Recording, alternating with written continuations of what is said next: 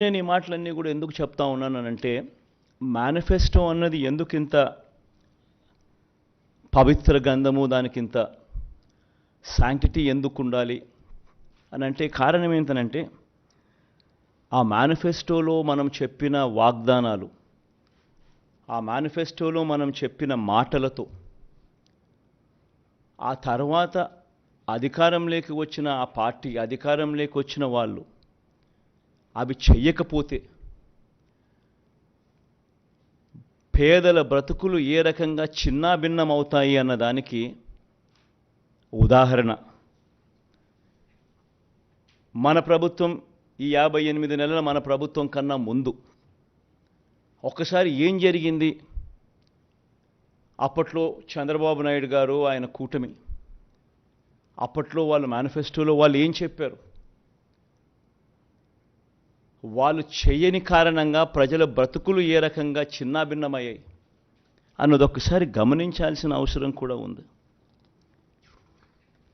ఈ డాక్యుమెంట్ బహుశా మీ అందరికీ కూడా చూసే ఉంటారు ఎందుకనంటే ఈ డాక్యుమెంటు ముఖ్యమైన అంశాలు అని అంటూ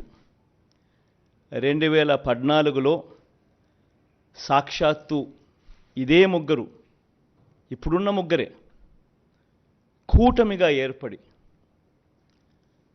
ముగ్గురు ఫోటోలు పెట్టి కింద చంద్రబాబు నాయుడు గారి సంతకం కూడా కనిపిస్తుంది ముఖ్యమైన అంశాలు అని అంటూ ఈ పాంఫ్లెట్ 2014 ఎన్నికలకు ముందు ప్రతి ఇంటికి పంపించారు ఈ పాంఫ్లెట్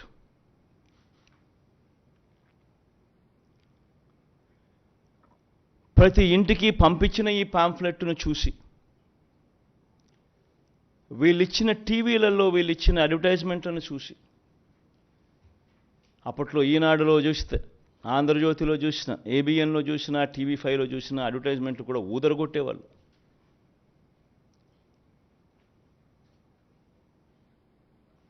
ఒక చెయ్యి ఒక తల్లి చేతిలో ఒక తల్లి మెడలో మంగళసూత్రం ఒక చెయ్యి లాగేస్తూ ఉంటుంది వెంటనే ఇంకొక చెయ్యి వచ్చి అడ్డుకుంటుంది బాబు వస్తున్నాడు బ్యాంకుల్లో పెట్టిన బంగారం ఇంటికి వస్తుంది అని అడ్వర్టైజ్మెంట్ ముఖ్యమైన హామీలు అని అంటూ ఏకంగా చంద్రబాబు నాయుడు గారు సంతకం పెట్టి ఇదే ముగ్గురు ఫోటోలు ముద్రించి ఇదే కూటమిగా 2014లో ముఖ్యమైన హామీలు అని అంటూ వీళ్ళు చెప్పిన మాటలు వీళ్ళు చెప్పిన హామీలు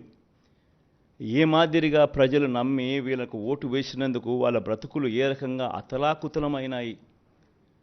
అన్నది కూడా ప్రతి ఒక్కరూ